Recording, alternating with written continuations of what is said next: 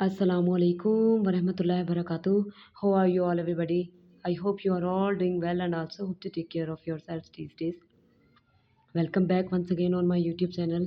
So last video lecture I will complete the written form khulasa and iqtibas ki tashreeh. I hope you can understand all these things. So today I will start the exercise of unit number 3. Sorry about the late video because of my throat irritation. So today I feel better. So let's start the exercise of unit number 3 with me. And one and a last thing, if you are new on my channel, kindly subscribe my channel, press the bell icon and also share my video. Thank you. Yes, सबसे पहले मैं exercise start करूँगी. सबक अपनी मदद आप. जी, यहाँ से हमारी एक्सरसाइज स्टार्ट होती है. सबक अपनी मदद आपके मतन के हवाले से दुरुस्त जवाब पर टिक्का निशान लगाएं. खुदा उनकी मदद करता है जो अपनी मदद करते हैं, आप करते हैं. ये एक नहायत आजमुदा मकूला है.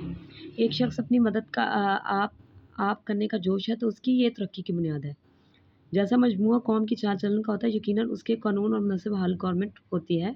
ये कायदा है हर मुल्क का. इंसान की कौमी तरक्की की निस्बत हम लोगों का ख्याल ये है कि मिले कोई खिज़र. औरों पर भरोसा और अपनी मदद आप, ये दोनों असूल एक दूसरे के मुखालिफ हैं. नेक्स्ट है हमारा सबक अपनी मदद आपके मतन के हवाले के मुताबिक सवालों के जवाब दीजिए. नेक्स्ट है इसके क्वेश्चन आंसर. सबक अपनी मदद आपके मतन के मुताबिक सवालों के जवाब लिखें. वो कौन सा आजमुदा मकूला है जिसमें इंसानों और कौमों का तजर्बा जमा है. तो वो हम यहीं से इसका आंसर लिख लेंगे.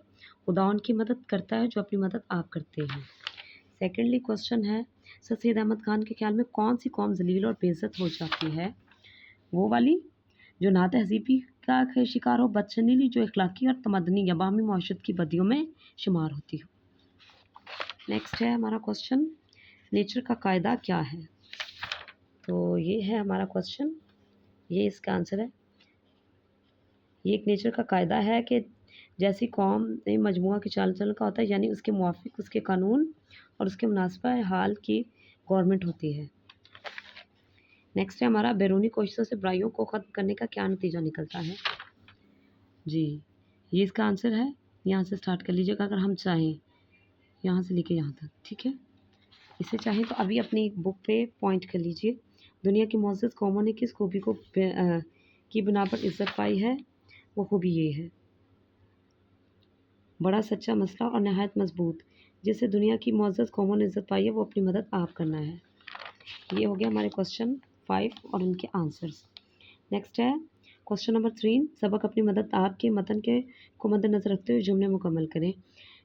जैसा कि आप जानते हैं कि MCQs के अलावा ऑब्जेक्टिव पार्ट में और कुछ नहीं होता, लेकिन ये जो है जुमले मुकम्मल करना या खाली जगह, ये भी एज MCQs बहुत हेल्प करती है. खुदा उनकी मदद करता है जो अपनी मदद करते हैं. जिस तरह पानी खुद अपनी पंसाल में आ जाता है. ठीक है, कौम शख्सी हालतों का मजमूआ है. और नेक्स्ट है, कौम की हमेशा हमदर्दी और सच्ची खैर ख्वाही करो. और क्वेश्चन नंबर 5 है हमारा, हम लोगों के ख्याल में कि कोई खिज़र हमें मिल जाए. नेक्स्ट है हमारे अलिफ बाय तरतीब. ठीक है, और लुगात का इस्तेमाल. ये कैसे है जी, यहाँ से हमारी ग्रामर स्टार्ट हो रही है. अलिफ बाय तरतीब और लुगात का इस्तेमाल. ठीक है, अलिफ बाय तरतीब और लुगात वो होते हैं जो अल्फ़ाबेटिकली यूज़ होते हैं. जैसे ए के बाद बी आता है, बी के बाद सी आता है. वैसे ही हरूफ तहज्जी में अलिफ के बाद अलिफ मद आता है, उसके बाद बे आता है. अब ग्रामर की रूह से अलिफ बाय तरतीब की क्या डेफिनेशन वो मैं आपके एक्सप्लेन करती हूँ. अगर अल्फाज को इस तरतीब से लिखा जाए कि हरूफ तहज्जी की तरतीब में आने वाले हरूफ शुरू होने वाले अल्फाज या पहले के बाद में आने वाले हरूफ से शुरू होने वाले अल्फाज बाद में लिखे जाएँ तो अल्फाज के अलिफ बाय ऐसी तरतीब को हरूफ तहज्जी या अलिफ बाय तरतीब कहते हैं. उर्दू, अंग्रेज़ी, दीगर तमाम ज़ुबानों की लुगात में अल्फाज को इसी तरतीब से लिखा जाता है, जैसे मैं ऊपर आपको एक्सप्लेन कर चुकी हूँ. Sorry, throat irritation. अलिफ बाय तरतीब के तसव्वुर को मद्देनज़र रखते हुए दर्ज झैल अल्फाज को अलिफ बाय तरतीब से लिखें. जैसे हमारा पहला वर्ड है अलिफ मद्दा से स्टार्ट हो रहा, आज़मुदा और आइंदा.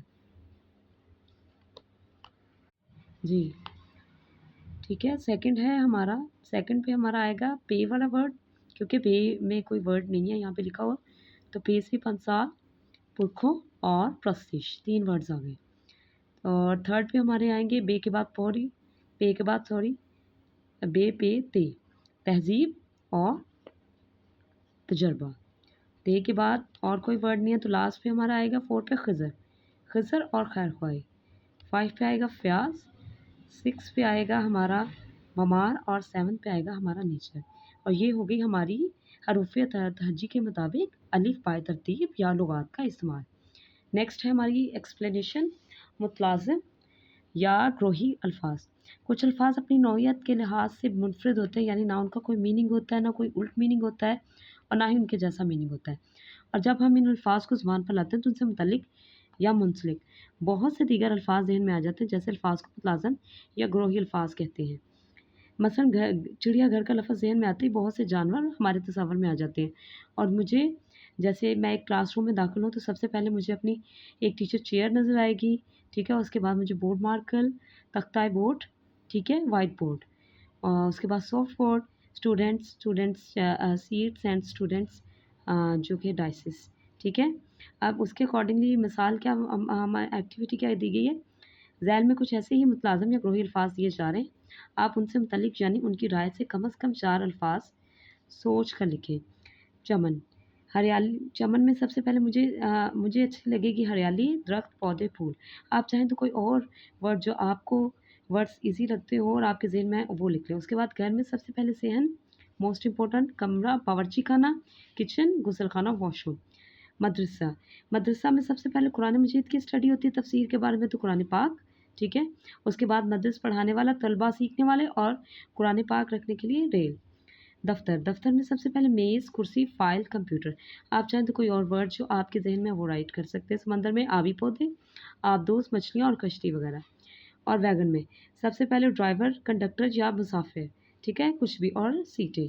तो ये थी हमारी मतलाज़म या ग्रोही अल्फाज की मिसाल। आप चाहें तो मेरे वर्ड्स लिख सकते हैं, चाहे तो आपके जहन में जो आ रहे हैं वो लिख सकते हैं। It's up to only you. अब ये है हमारा मज़मून लिखना, जिसे उर्दू में हम इंशा परस्तारी भी कहते हैं। मज़मून वो होता है जो हम किसी पर्सनैलिटी के बारे में, लाइक मेरे my favourite personalities prophet Muhammad सल्लल्लाहु अलैहि वसल्लम, तो मैं उनके बारे में लिखूँगी, ठीक है। ऐसे मज़मून नसर की एक ऐसी किस्म है जिसमें किसी भी मज़मून का इज़हार ख़्याल किया जा सकता है। मज़मून में देखा जाता है कि जिस मौज़ू पर आप लिख रहे हैं उसके बारे में आप कितनी मालूमात रखते हैं, ठीक है। अपने ख़्यालात का इज़हार किस तरह करते हैं, याद रखें हर मज़मून हमेशा 3 हिस्सों पर मुश्तमिल होता है। इब्तिदाइया, इंट्रोडक्शन, नफ्स मज़मून और इख्तितामिया। इब्तिदाइया, मौज़ू के इंतखाब के मुताबिक मौज़ू की इब्तिदा में मौज़ू का तारीफ़ लिखा जाता है। यानी अगर मुझे हज़रत मोहम्मद सल्लल्लाहु अलैहि वसल्लम के बारे में इखलाकी हसना लिखना पड़े तो मैं सबसे पहले यहाँ से स्टार्ट करूँगी कि हज़रत मोहम्मद सल्लल्लाहु अलैहि वसल्लम हमारे आखिरी नबी हैं, वो मक्का मुकरमा में पैदा हुए, ठीक है। उसमें उनकी सारा इंट्रोडक्शन डालूँगी। सेकंड मैं मटीरियलिस्टिक तौर पर यहाँ पे मटीरियल नफ्स मज़मून डालूँगी, ठीक है, कि क्यों हम उनकी जो सीरत तैयबा हमारे लिए अमली नमूना है, और इख्तिताम पे मैं उन्हीं के सीरत के मुताबिक ही उनका इख्तिताम करूँगी। तो ऐसे आपका पूरा एक टॉपिक क्लियर हो जाएगा।